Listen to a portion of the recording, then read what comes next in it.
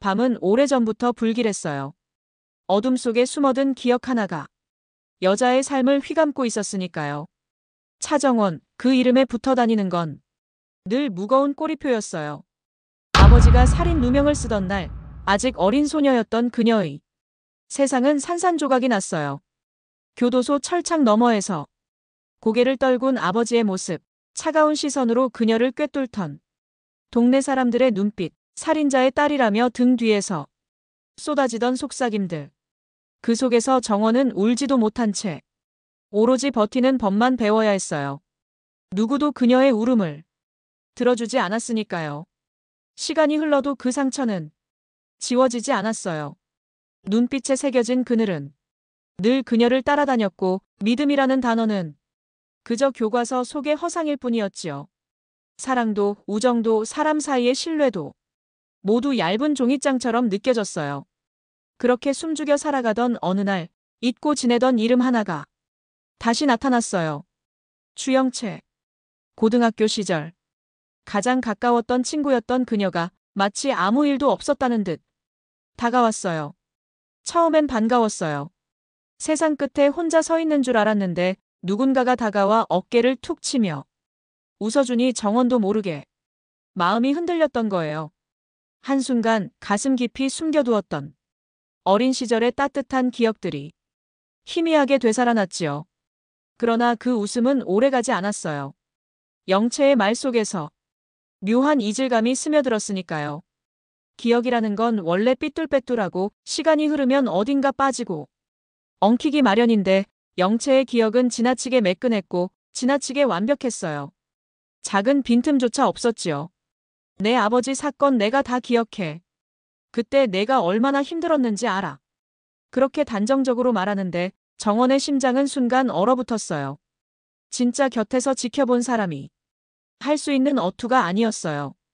진정한 위로가 아니라 잘 정리된 요약 같았어요. 정원은 속으로 중얼거렸어요. 이건 단순한 재회가 아니야. 뭔가를 숨기고 있어. 웃음을 지으면서도 눈빛은 이미 차갑게 굳어 있었지요. 그렇게 오랜 친구의 미소 속에서 불길한 그림자가 자라나기 시작했어요. 그리고 그 그림자는 곧 더 큰 비밀로 번져나갔어요. 정원은 지금 정원으로 살고 있지 않았어요. 다른 이름을 걸치고 있었지요. 바로 그 영채의 이름을요. 세상의 시선에서 도망치고 싶었고 또 다른 인생을 붙잡고 싶었어요. 그 길이 죄인지 알면서도 그녀는 멈추지 않았어요.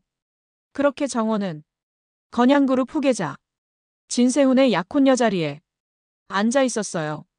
그것이 사랑이었는지 야망이었는지 아니면 복수의 시작이었는지는 본인조차 몰랐어요. 하지만 분명한 건 그 선택이 파국을 불러올 수밖에 없다는 사실이었어요.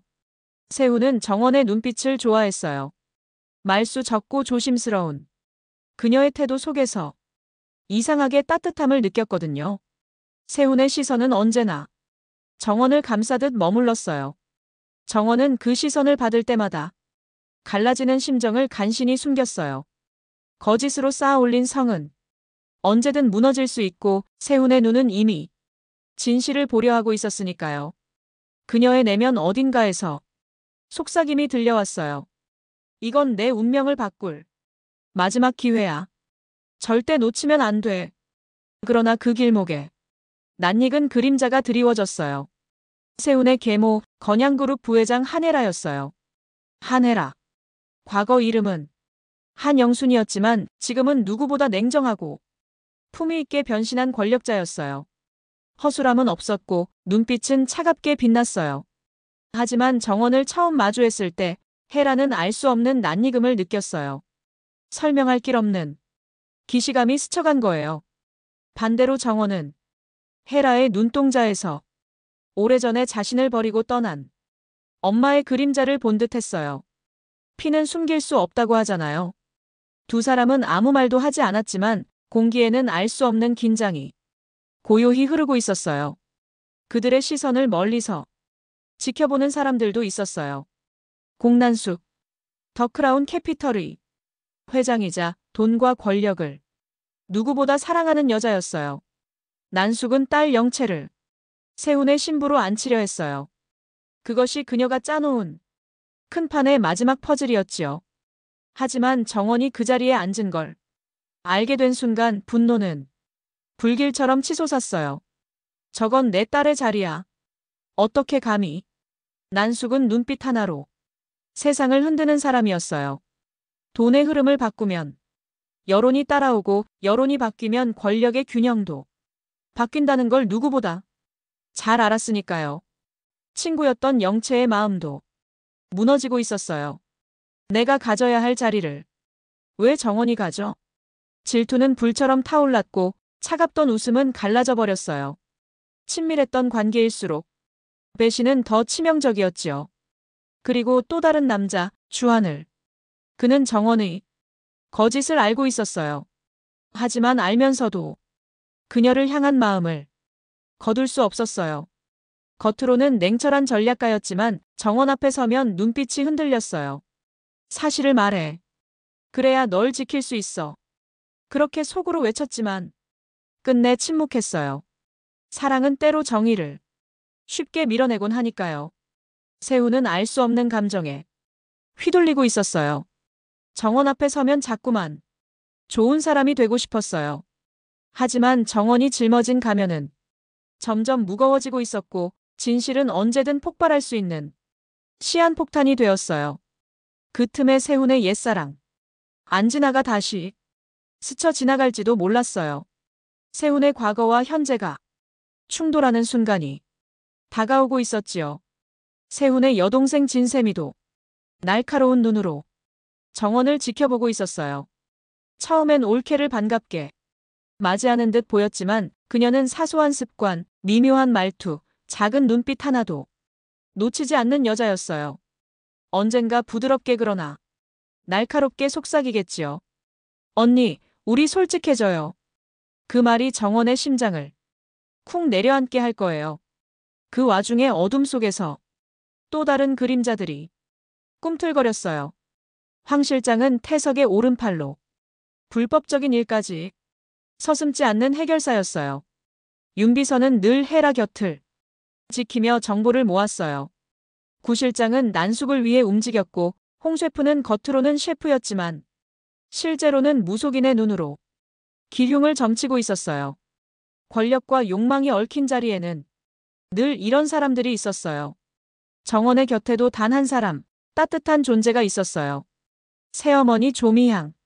밝고 순박한 그녀는 정원이 무너질 때마다 다가와 어깨를 두드려 주었어요. 그러나 그녀의 순박한 사랑조차 정원을 끝내 지켜주지 못할 거예요. 거짓은 결국 사랑마저 삼켜버리니까요. 폭풍은 이미 눈앞에 다가와 있었어요. 헤라는 정원의 빈틈을 집어내며 불안에 사로잡혀 있었고 정원은 헤라의 눈빛 속에서 자신을 버린 엄마의 그림자를 보았어요. 공난숙은 돈의 흐름으로 압박을 시작했고 영채는 질투와 증오에 휩싸여 있었어요.